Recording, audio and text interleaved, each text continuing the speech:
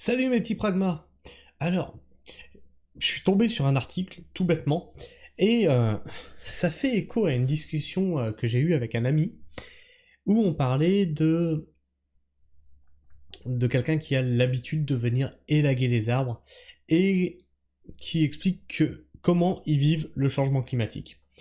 Et en fait, c'est quelque chose que je vois aussi beaucoup revenir dans l'espace commentaire, c'est-à-dire que, oui, mais plus il y a de CO2 dans l'atmosphère, plus ça fait pousser les plantes. D'accord. Parce que le CO2, c'est la nourriture des plantes. Ok, donc on garde ça, et en fait la personne a observé que les cerneaux des arbres sont de plus en plus euh, larges. En fait, c'est comme si je vous disais, vous avez énormément de nourriture, donc la nourriture, ça fait vivre les humains, bon ben, y a qu'à tout bouffer. Au bout d'un moment, vous allez avoir des problèmes. Vous allez devenir obèse et avoir des problèmes de santé. Eh bien, vous rajoutez là-dessus des températures qui augmentent, donc qui vous font transpirer, etc. Vous allez avoir de très gros problèmes. Est-ce qu'on est d'accord avec ça? Eh bien, pour les arbres, c'est la même chose. Ils ont de la bouffe en quantité monstrueuse, plus qu'ils ne peuvent en absorber, et tu rajoutes tout ce qui est changement climatique par-dessus, et on en arrive à des problèmes comme des essences d'arbres qui seraient amenées à disparaître totalement de notre territoire. Et donc j'ai trouvé un article qui parle de ça. Alors, c'est pas tout à fait la même chose, hein, alors on va parler d'une seule essence d'arbre, mais je tenais à faire le point là-dessus parce que je vois beaucoup dans les commentaires qu'on me dit « Oui, mais le CO2, ça nourrit les arbres. » Ah oui, bah, la bouffe, ça nourrit bien les humains, et pourtant, bah, si vous en mangez trop, vous allez devant de gros problèmes. Dans 50 ans, il n'y aura plus de êtres d'ici... pardon, attendez, je vais vous mettre ça là. Dans 50 ans, il n'y aura plus de êtres ici. Face au changement climatique, les forêts doivent s'adapter. Et ça fait écho à un ancien article qu'on avait déjà lu, où il disait que là, avec les sécheresses à répétition, les essences d'arbres étaient en train de mourir. Mais là, c'est pas tout à fait le même problème. Je vais vous mettre ça là. Clément Crété est pépinériste dans la Somme. Depuis quelques années, il ne produit plus de hêtres, mais des chênes. Alors je vous rassure, les chênes, ça sera le même problème. Plus résistant au nouveau climat des Hauts-de-France. Le chèvrefeuille est un ennemi dans les plantations, explique Clément Crété, en arrachant la plante enroulée autour d'un jeune tronc à l'aide d'une serpe à débroussailler. Alors que la ronce, c'est le berceau du chêne. Donc on essaye de trouver un équilibre entre le chêne et la ronce. Elle va rester autour de l'arbre, elle va protéger le chêne et améliorer sa croissance. Des espèces à la génétique locale. La mission de Clément Crété est délicate. Selon un rapport de l'inventaire forestier national publié en 2023, l'état de santé des forêts françaises ne cesse de s'aggraver. Donc, vous aurez le lien dans l'article, hein. Vous avez un rapport de l'inventaire forestier national publié en 2023. Donc quand vous venez dans les commentaires dire « Ben non, c'est pas possible parce que... » Voilà. Bon, moi je veux bien qu'on affirme des choses, mais au bout d'un moment, il faut venir avec les preuves, hein. C'est toujours pareil avec moi, c'est le pragmatisme. Tu viens, t'affirmes un truc, tu m'apportes un biscuit, quoi. Tu m'apportes quelque chose qui va dans ton sens. Tiens, regarde, je pense ça, parce que, suivant telle étude, et là, on marche bien. Là, on se base sur le rapport de l'inventaire forestier national publié en 2023. Donc quand vous venez me dire « Non, mais les forêts vont bien », on peut affirmer ce qu'on veut, en fait. Mais je peux t'affirmer tout ce que je veux. Moi aussi, je peux jouer au jeu. Mais je le fais pas. Parce que moi, je me base sur des faits. Faut être factuel. Faut être pragmatique. Et théoriquement, si vous êtes sur cette chaîne, vous êtes des petits pragmas. Donc théoriquement, vous êtes censé être pragmatique. L'état de santé des forêts françaises ne cesse de s'aggraver. En décembre 2020, un plan de relance a été mis en place pour lutter contre le dépérissement forestier et financer le reboisement. Régulièrement, il inspecte sa forêt de plantation. Sa passion pour le reboisement, le jeune pépinériste en fait son métier, il y a 20 ans. Un long travail de sélection qui commence dans les forêts privées ou non du secteur au pied des arbres. Donc le mec, il a 20 ans d'expérience, hein. Je pense qu'il en sait plus que vous, il en sait plus que moi, il en sait plus que nous tous sur comment pousse un arbre et s'il a des problèmes ou pas, hein.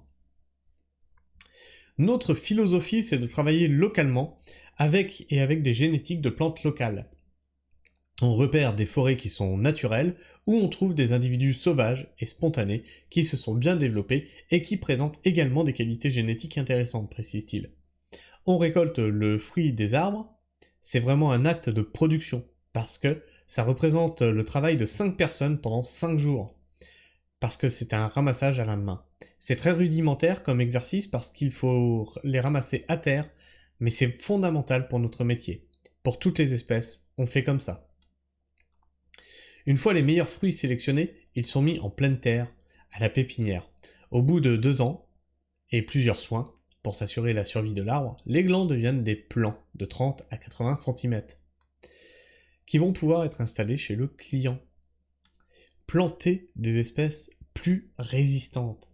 Tous les arbres plantés par Clément et son équipe sont nés dans la pépinière de, voilà, je vais pas dire la ville, pas pour faire sa pub, 1 million y est produit chaque année. Mais le reboisement doit aussi s'adapter à une nouvelle donnée de la crise climatique. Donc pareil, hein, là vous aurez un lien, vous pouvez aller le voir, hein, c'est une nouvelle donnée de la crise climatique. Voilà, c'est factuel, il y a des liens, il y a des études, il y a tout ce qu'il faut. C'est pas beau la vie? S'il récolte tous les fruits d'arbres et arbustes indigènes, comme le noisetier, l'aubépine ou encore le cornouailler, pour les préserver, Clément Crété s'est en effet spécialisé dans la production de chênes, et de chênes pubescents et de chênes sessiles. Un choix qui peut paraître original dans une région comme les Hauts-de-France, où le hêtre est l'espèce prédominante. Mais le changement climatique l'ont fragilisé. Le chêne est plus adapté à ce changement. Le chêne sessile, on le plante pour remplacer le hêtre, parce que dans 50 ans, je pense que le hêtre ne sera plus présent dans nos bois, se désole Clément Crété. Ces 10 dernières années ont été terribles pour le hêtre, avec 5 canicules en 10 ans, des tempêtes, des pluviométries plus excessives, l'hiver est plus sèche l'été. À cause de cela, la masse foliaire a été réduite de 50% sur certaines zones. C'est une mort, mais malheureusement, une mort certaine qui attend nos futaies de hêtres. Et la plantation de chênes va en partie répondre à renouveler notre couvert forestier, qui est hyper important pour notre société. Il faut aussi prendre dès maintenant, c'est même déjà un peu tard, regrette le pépiniériste. Mais mieux vaut tard que jamais, le chêne résiste mieux aux épisodes de sécheresse et aux températures élevées. Dans certaines zones, on a des chênes pubescents et des chênes sessiles avec des hêtres, et on voit bien la différence, on voit bien que les chênes résistent mieux. Un nouvel élan pour un métier qui a du sens. Ce savoir, Clément Crété le tient de son père fondateur, en 1976, de la pépinière, qu'il co-dirige désormais avec son frère Pierre. Longtemps, le métier de pépiniériste n'a pas vraiment nourri son homme, comme le maraîchage. Mais depuis 3 ans, il a retrouvé un élan économique grâce notamment à plusieurs plans de relance annoncés par le gouvernement, comme celui de planter 1 milliard d'arbres d'ici 2032.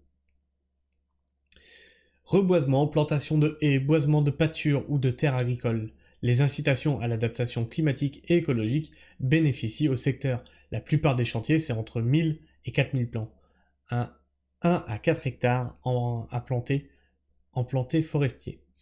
On fait aussi de plus en plus de plantations de haies pour les agriculteurs. On a dû planter 200 km de haies, ça fait en moyenne 1000 à 3000 mètres par agriculteur, compte Pierre Crété. 1 km à 3 km de haies par agriculteur, c'est pas mal, hein?